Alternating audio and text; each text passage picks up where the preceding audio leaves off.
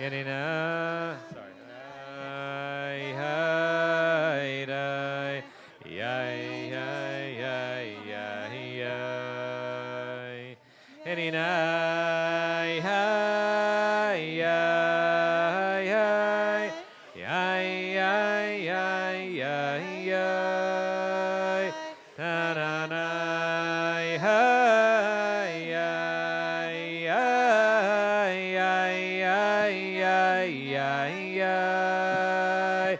Any night, ay, ay, ay, ay, ya, da, da. Ya, na, na, ay, ay, ay, ay, ya, da, da. Ya, na, na, ay, ay, ay, ay, ay, nay, nay, nay, nay. Any nay, nay, ay, nay, ay, ay, ay, ay, ay. Ya, na, na, ay, ay, ay, ay, ay, nay, nay. Ha, na, na, ay, ay, ay, ay, ay, nay, nay, nay. Any nay, ay, ay, ay, ay, ya, da, da. Any nay, nay, nay, ay, nay, ya, da, da. Any nay, nay, ay, nay, yay, yay, yay, yay, yay, ya, na, nay, nay, ay, nay, nay, nay, nay, nay, nay, ya, da, da.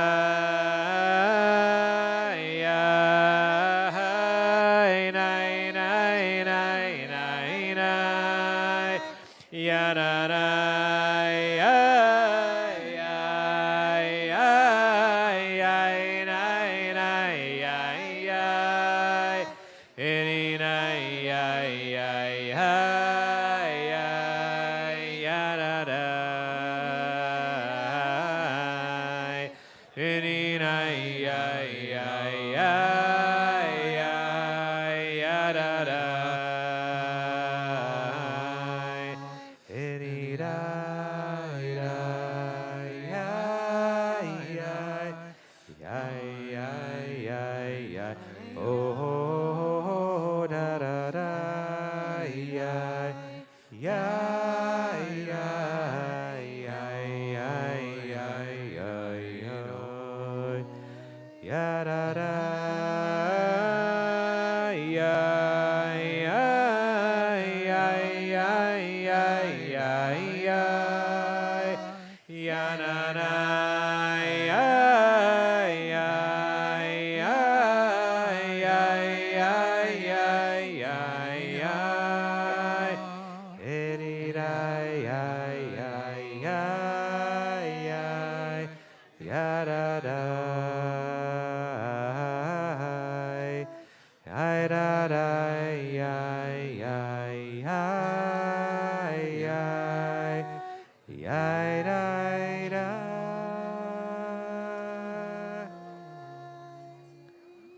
What's the number in the song from Rent, the number of minutes in a year? 525,600. This service will be shorter than that. It's such a catchy song, not only because of the beautiful music, but the attempt to try to make sense of a year, backward or forward. It kind of speaks to a human urge to hold on to time, which we can't,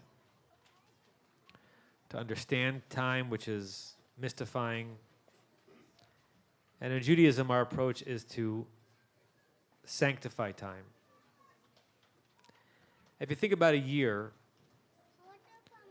so little of a year that is to come can be known. I mean, what really can possibly be known about 5785 that's about to begin?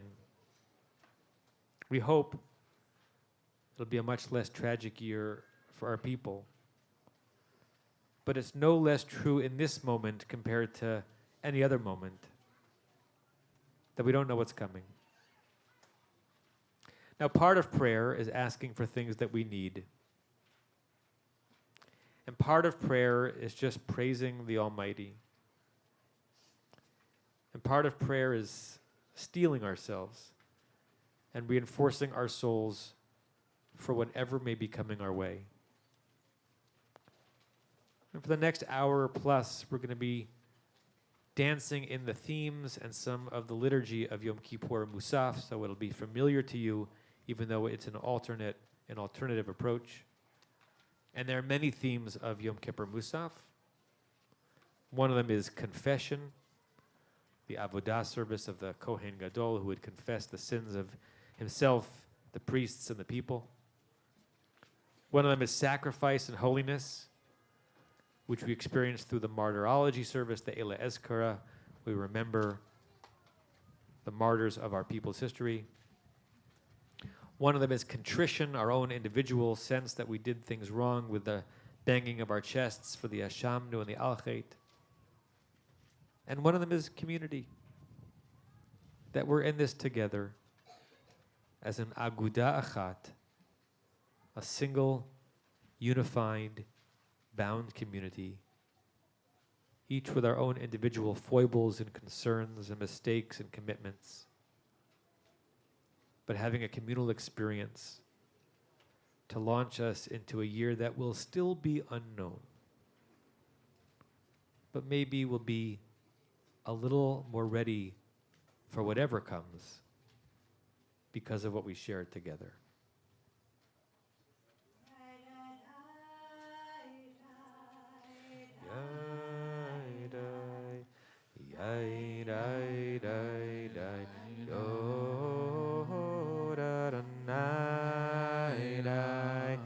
Yeah.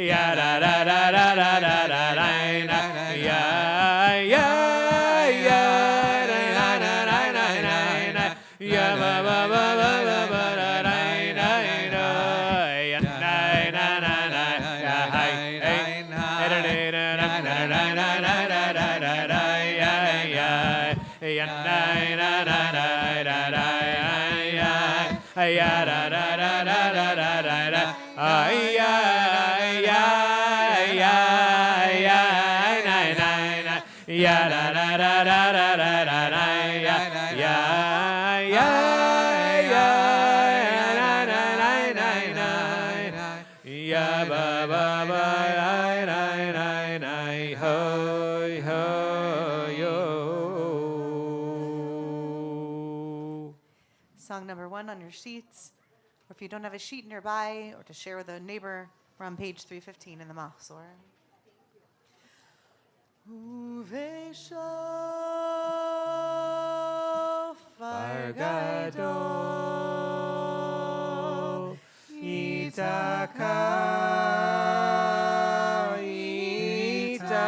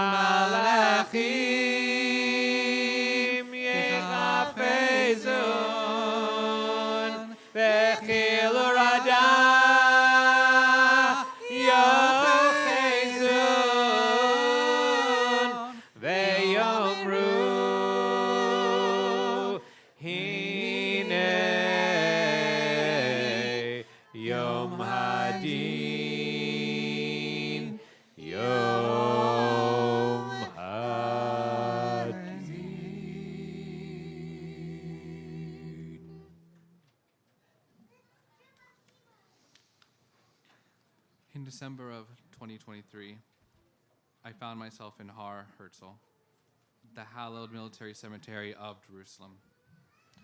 I had found myself at similar sites in my life, at the tombs of the unknown soldier in Rome and Washington, D.C., asking myself, how did these soldiers die? And the Calverton National Cemetery, the military cemetery where my grandfather was buried, asking myself, why did he have to die? And at Har Herzl, where so many who have paid the ultimate price have been laid to rest, in December of 2023, I stood upon the newly uncovered, dusty earth for the then unknown, but now surely known, Israeli soldiers, asking myself, how might these soldiers die? And this is a central question of this most frightening piece of our liturgy, Unetane Tokef, who will die and how? And on Har Herzl, through bleary eyes, I saw tombstones engraved with various wars and ages, age 46, age 35. One even said age 18 and a half. And as I began to take in the site more clearly, I also noticed flags of soccer teams and a well-worn mug, and even a whole surfboard, and pictures of family and friends. I then realized that the story being told here is not only how did these soldiers die, and that in fact is not the most important question we should be asking ourselves. The most important question we should be asking ourselves is how did they live? And in turn, how will we live? Now, none of us holds the power over death, but we certainly hold some power over life. So as we tremble at the prospect of death, let us also tremble at the potential of living life. From dust we come, and to dust we surely will return. But in that small space called life in between, let us never lose sight of this essential question: how will I choose to live my life? We'll continue with number 2 on your song sheets in front of you. Berosh Hashanah yikatevon, Yom Tzom Kippur yechatemun, Berosh Hashanah yikatevon, Yom Tzom Kippur yechatemun, Berosh Hashanah yikatemun, Ubiyom Tzom Kippur yechatemun, Berosh Hashanah yikatemun, Ubiyom Tzom Kippur yechatemun.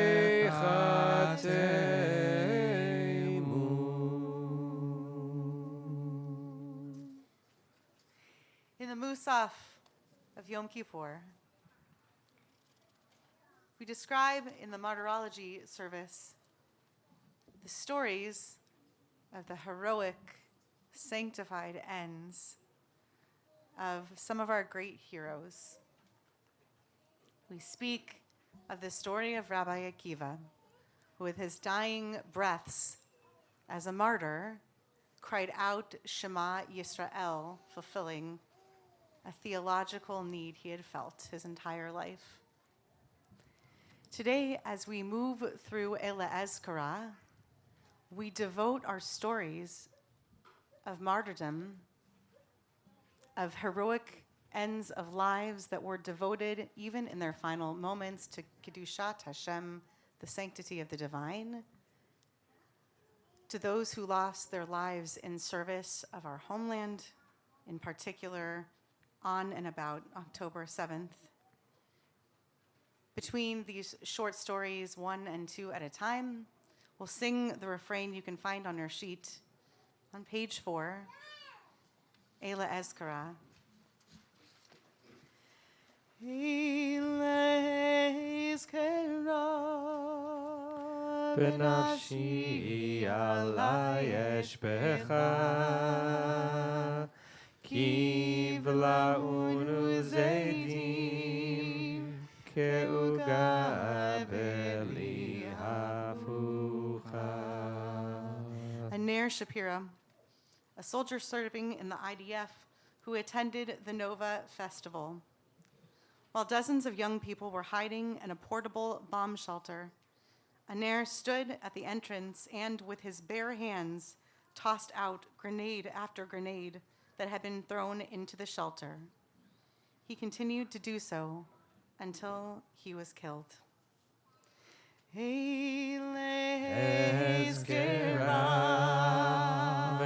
Benafshi alai eshpecha, ki v'la'unu zeidim, ke'uga beli hafucha. Some stories of martyrdom end up being tremendously uplifting. Heard a story that took place in Israel a few months ago. There was a car crash. Somebody got rear-ended. And the woman who was rear-ended got out of her car, and the guy in the car behind her started talking. And in a very Israeli way, they decided, instead of doing insurance, the guy said, "I'll meet you at your body shop.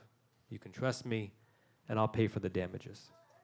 They exchanged numbers on WhatsApp and decided when and where to meet. The day comes where she's supposed to go to the body shop and meet the guy who rear-ended her. He doesn't show. And she thinks to herself, darn it, I was screwed, I was taken advantage of. And she wrote a nasty text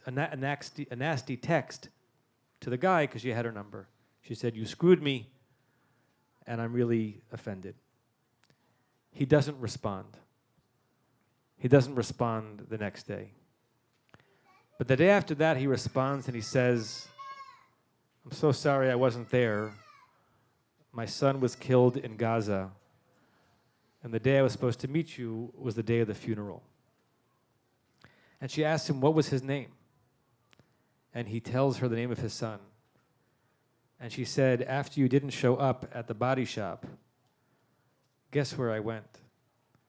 I went to a funeral. Not because I know him, but because that's just what I've been doing. Whenever there's been a funeral for a soldier killed, I go to pay my respects, so I happen to be at the funeral of your son. It's the right thing to do." He says, when Shiva is over, "I'm going to pay for the damages, of course." She says, "No." But he insists, and he Venmos her the amount, and she returned every shekel. Why? Because the body shop did the work for free. Mika Amcha Yisrael. Who is like you, the people of Israel?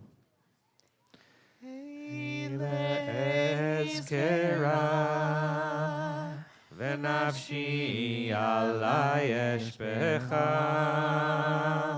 ki velaunu zedim keuga beli hafucha. Members of the Collinson family became known as the Elchanan team. It was comprised of Elchanan, Menachem, and Etiel, who decided to leave their home in Otniel and go to Kibbutz Be'eri when they heard it was under fire. Without receiving any orders, for 16 straight hours, they rescued family after family, and in total, around 100 members of Be'eri who were under siege in their homes. Elchanan was killed in battle, and the team was awarded a special 2024 Israel Prize for civilian heroism.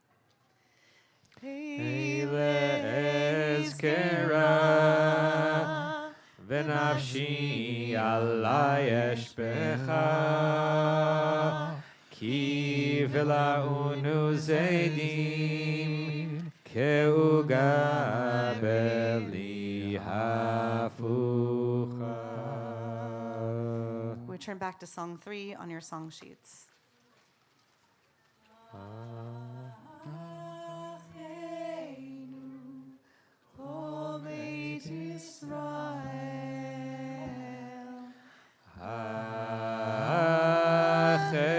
Acheinu kol beit Yisrael hanetuni betzara ubashivya haomdim ben bayam uben bayabasha.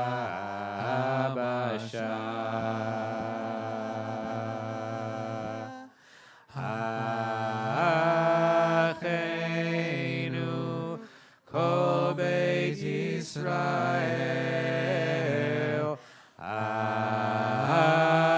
Acheinu kol beit Yisrael hanetuni betzara ubashivya haomdim ben bayam uben bayabasha.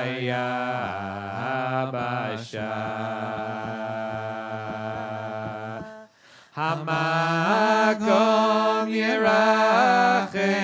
Yerachem alehem v'yotzihem mitzara lirvacha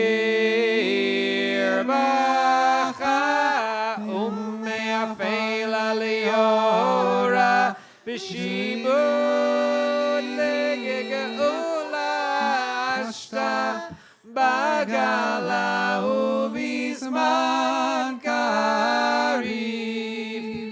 Hamakom Yerachem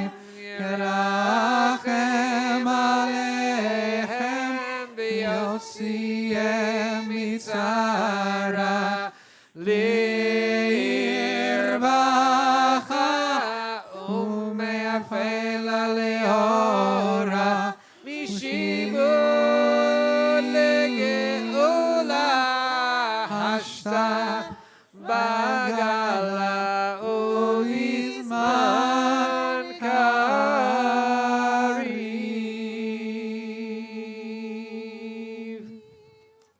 I want to say a little something about this song. I learned this song 28 years ago on the March of the Living.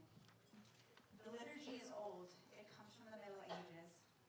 It was written um, when, when times were very distressful and horrible for our people. It basically says, God, please look over Jews who are in distress and who are in captivity.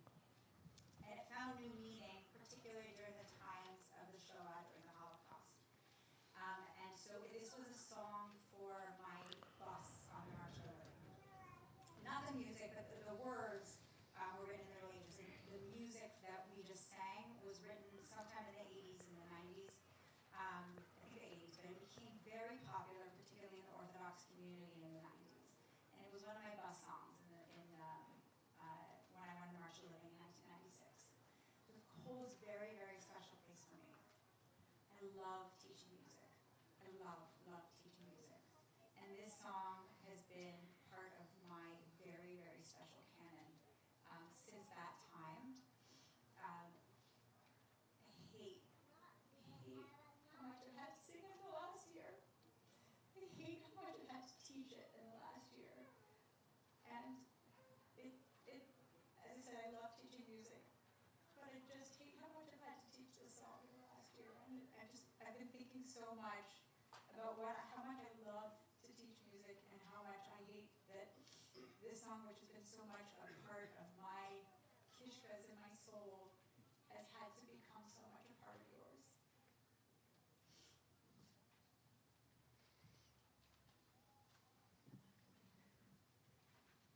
We cry out to God in the Slichot service that we began even before Rosh Hashanah and return to over and over again on Yom Kippur. You can turn to either page 346 or Song 5 on your sheets. Part of Shema Kolenu, Hashivenu Adonai Elecha v'nashuva Chadesh Yameinu Kekedem. Hashivenu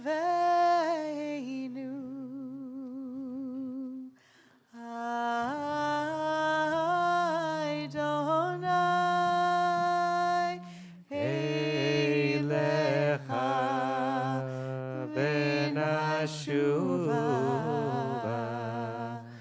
Chadesh Yameinu Kekedem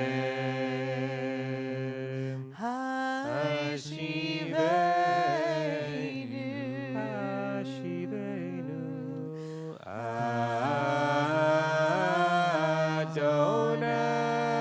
Adonai Elecha v'nashuva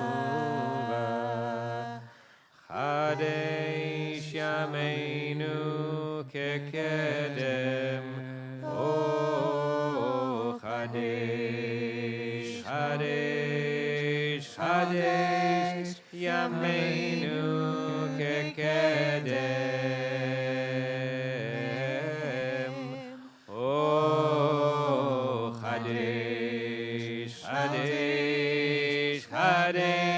Yameinu Kekedem Oh Chadesh Yameinu Kekedem Oh Chadesh Yameinu Kekedem.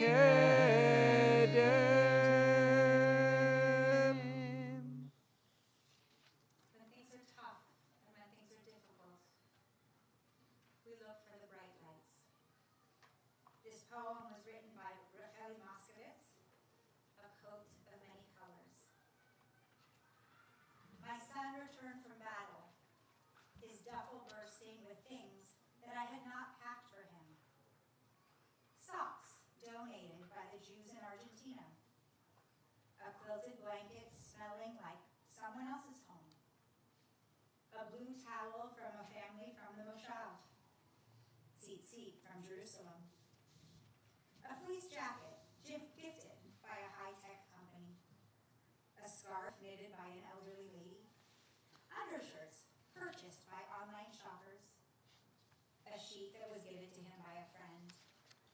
Gloves bought by teenage girls. A jacket from the closet of someone who came and requested to give. I spread out all those garments and weaved together a new coat of many colors. See, Yosef, your brothers were there for you.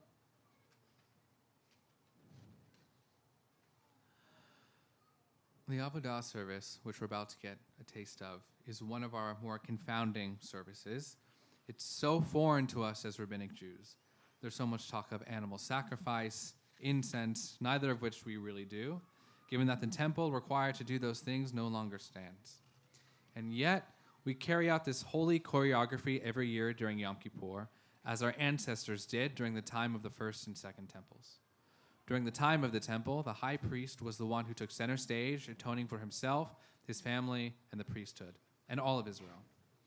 For all of Israel, the high priest would designate 2 goats, one designated for God, and another designated for the mysterious Azazel, which we just read about in our Torah service. And he would confess over this Azazel goat all the sins of Israel, after which he would send the Azazel goat into the wilderness. Throughout this process, some say that at certain points he would utter the Tetragrammaton, God's name, Yod-He, Vav-He, which we know as both unutterable and even forbidden to be uttered. So important was this process of atonement, however, that it necessitated this rare utterance, or an attempt at an utterance, of God's true name. In a way, bringing our most important truth out into the light, the unutterable truth of God. The high priest, in bringing out this unutterable truth, does so for himself, the priesthood, and the people. This Avodah service, then, represents an opportunity to utter those unutterable truths, those truths about ourselves and our lives that we dare not put into words, those corners of shame and sadness and unresolved conflict, those very things that imperil us. It's those very things, those very places, that God can be found. And we're about to read some confessionals from our community members, our rabbis. And as we do, we may be surprised, we may even laugh uncomfortably, and we may begin to wonder who submitted this. But I'd like to orient us towards a different question. And that question is, what aspect of God is hidden in each of these confessions? And how might the utterance of each of these truths set us free?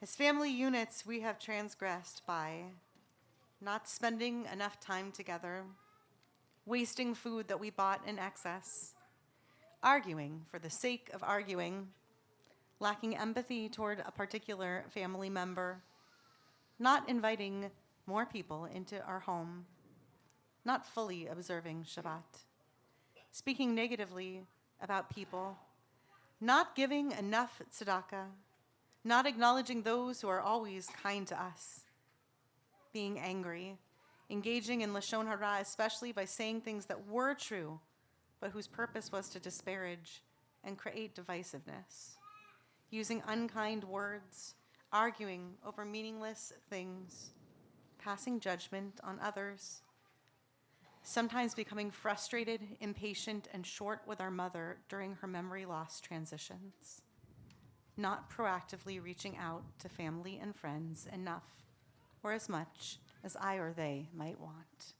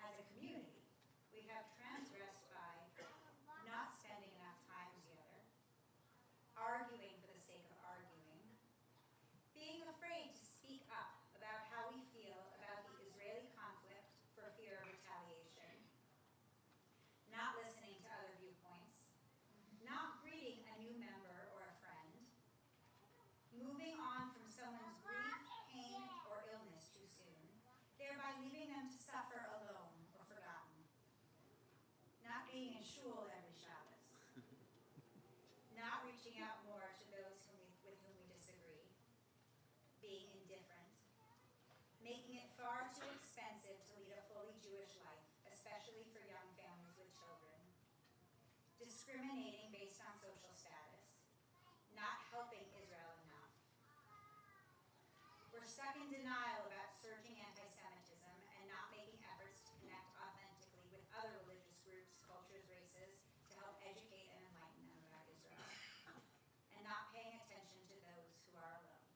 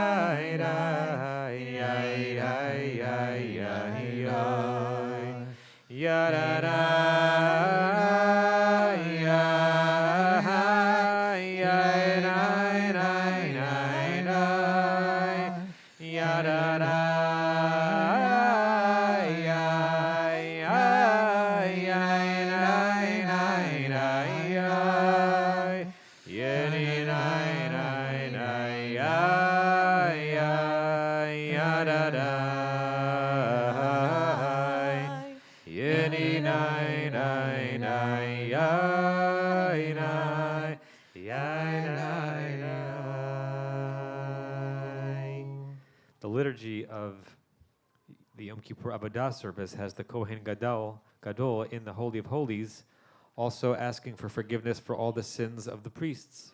Right? The priests were not perfect people by any means, and the Kohen Gadol had to ask for forgiveness for them, for atonement for them.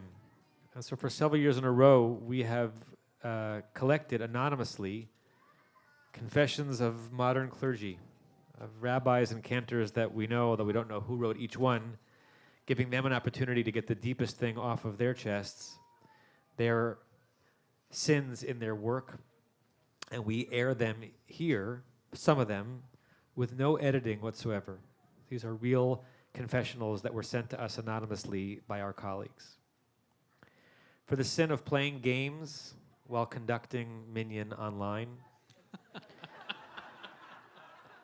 and hoping that we won't have enough people for Minyan so I can get offline. For the sin of not checking on congregants I don't enjoy spending time with. and allowing myself to be abused by congregants without standing up for myself. For the sin of talking too much during shul. For the sin of feeling resentful when I believe my work is not appreciated. For the sin of taking out my exhaustion and burnout on congregants who don't deserve it. For the sin of choosing not to call someone who needs pastoral care, or delaying the call or visit, and then finding out that they had died. For the sin of letting my ego get in the way of making space for the sacred. For the sin of singing the wrong melody to Hayom. For the sin of pretending I didn't see a congregant at a local store so I could get in and out quicker. For the sin of unintentionally making a young person feel badly about the family not being members of the synagogue. For the sin of not making an in-person hospital visit because I was too tired and I just couldn't. For the sin of not always feeling that my empathy is genuine when speaking with my congregants. For the sin of pushing myself when I need to take breaks. For the sin of feeling guilty about not accomplishing more than I'm able. For the sin of not being honest with my priorities and making up an excuse instead. For the sin of pretending to be interested in what someone was saying when all they wanted to do was to leave the building. For the sin of treating congregants that I don't like they're invisible. For the sin of choosing the congregation over my family too many times. For the sin of looking at Facebook while on a pastoral phone call with a congregant. For the sin of being excited that I will never see you again after the burial of your parent. There's something huge about being able to confess your sins privately and anonymously. Many religious traditions know that. We don't have confessional in our tradition the way the Catholics do. But I know that all the people who wrote these, knowing that they would be recited here, experienced some version of catharsis, being able to say an alchet for each of these sins that comes along sometimes with serving the Jewish people.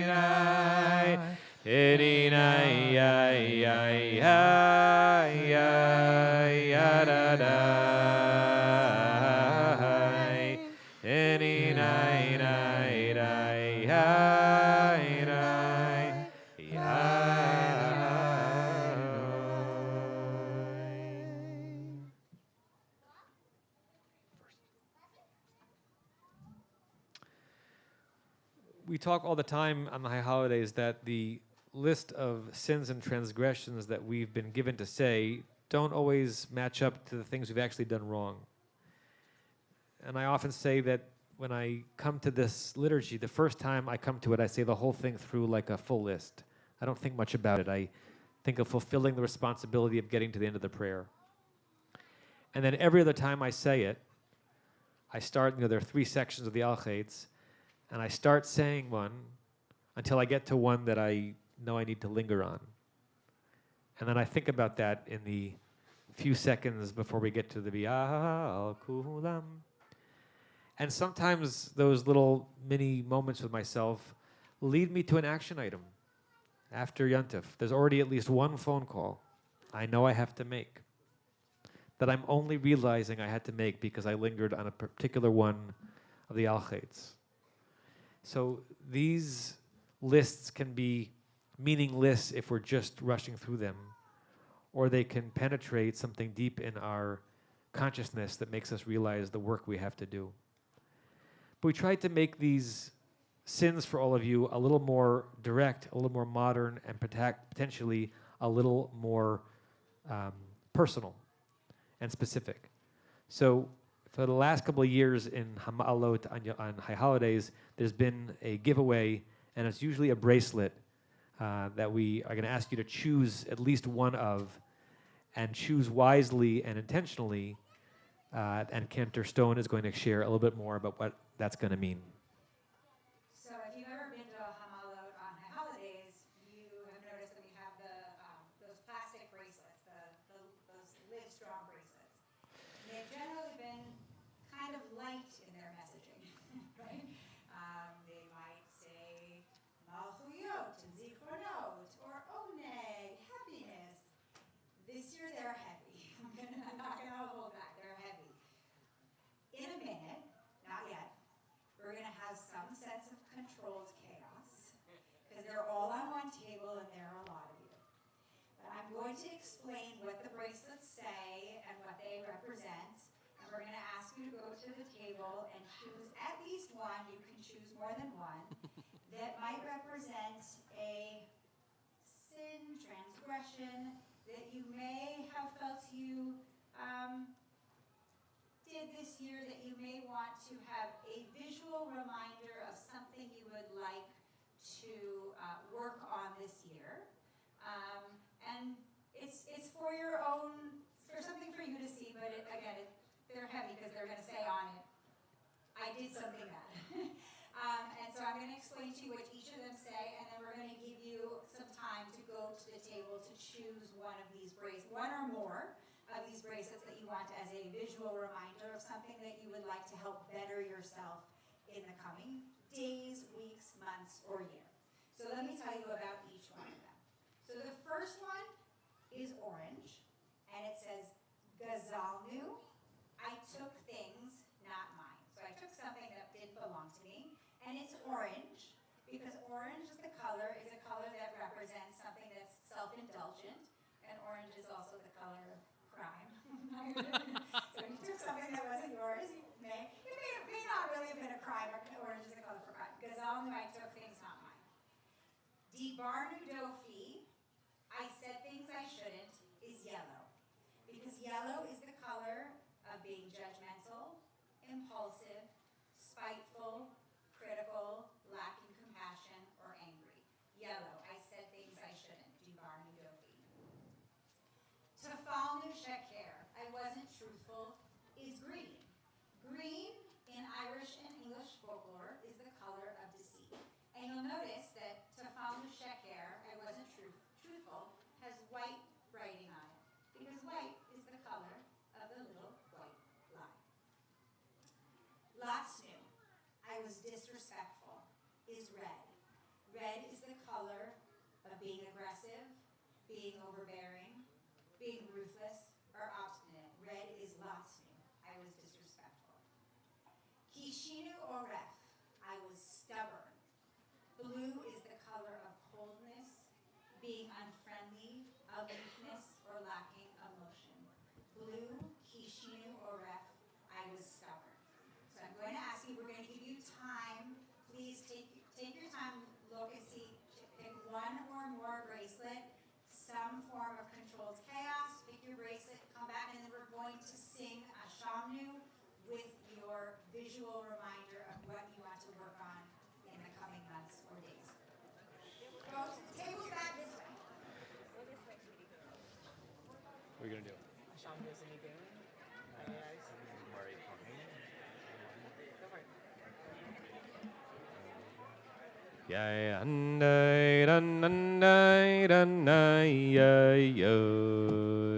Mare Kohen Mare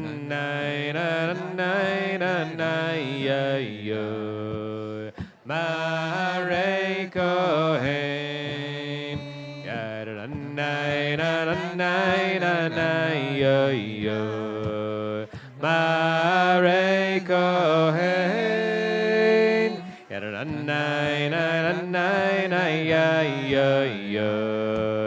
Mare Kohen Mare Kohen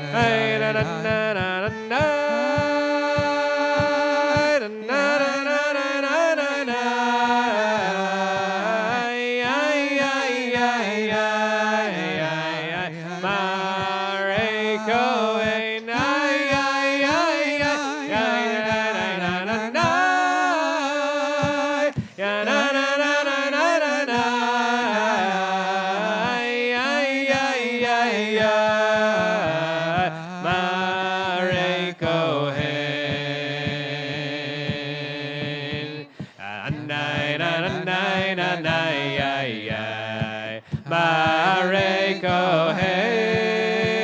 Anai na na na na na Mare Kohen. Anai na na na na na Mare Kohen. Anai na na na Mare Kohen.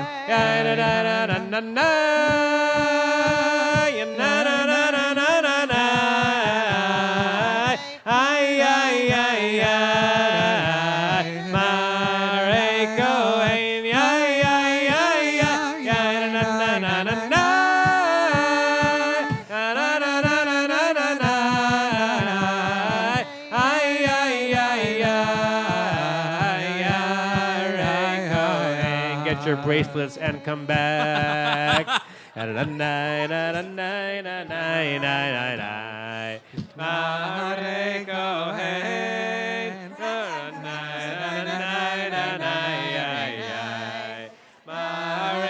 Kohen.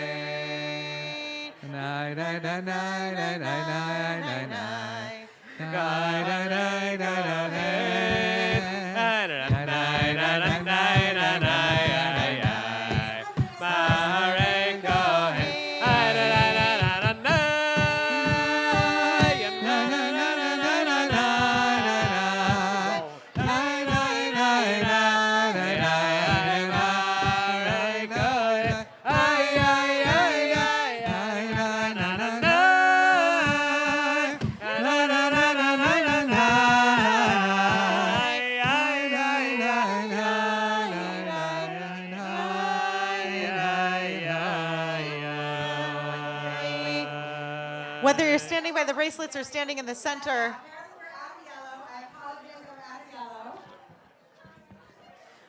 whether you're standing by the bracelets or already in the middle, I invite you to rise. And with all of these collective and individual transgressions on our minds and hearts, we'll sing Ashamnu, which you can find on your song sheet. 6. Number 6. Ay, ay, ay, ay, ay, ay,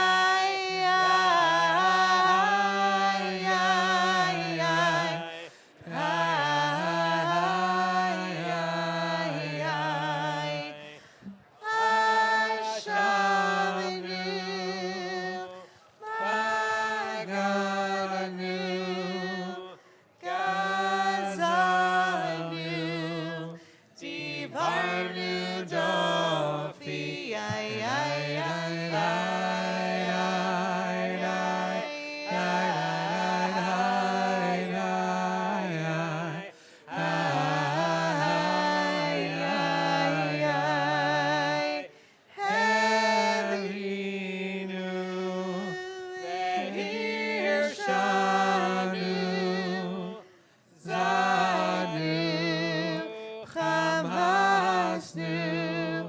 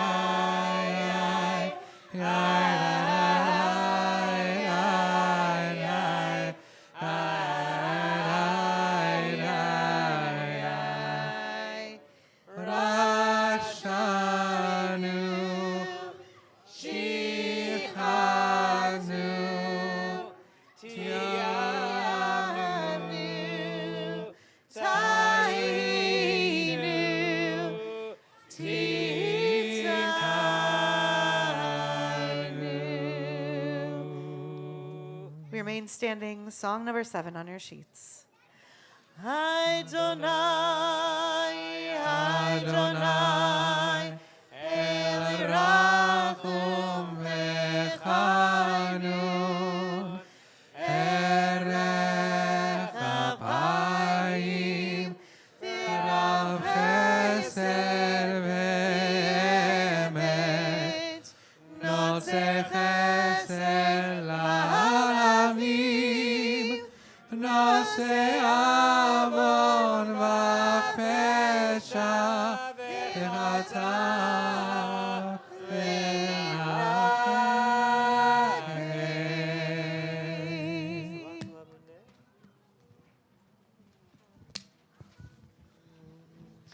A closing thought from Dr. Ruth Calderon.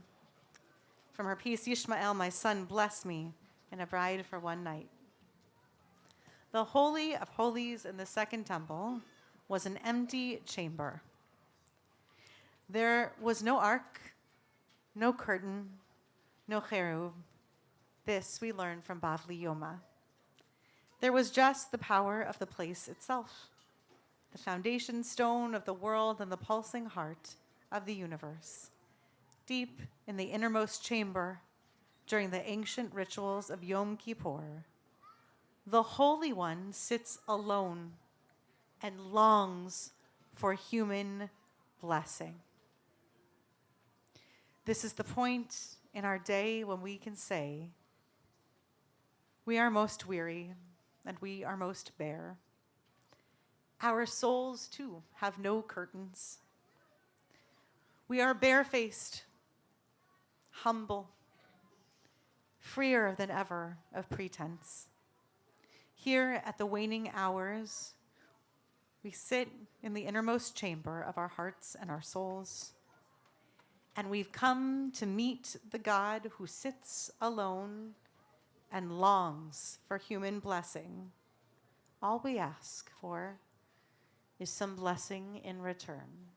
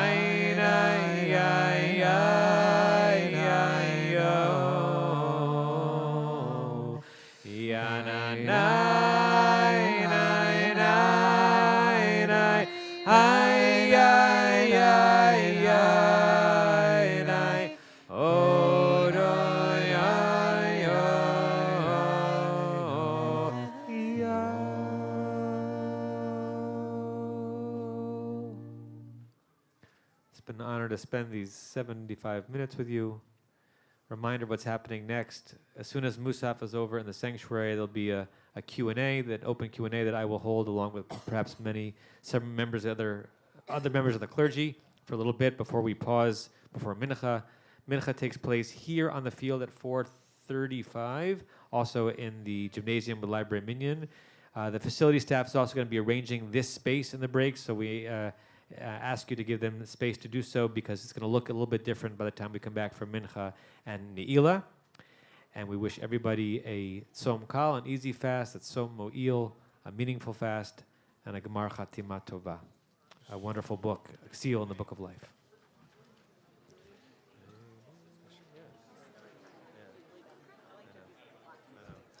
And also spares me from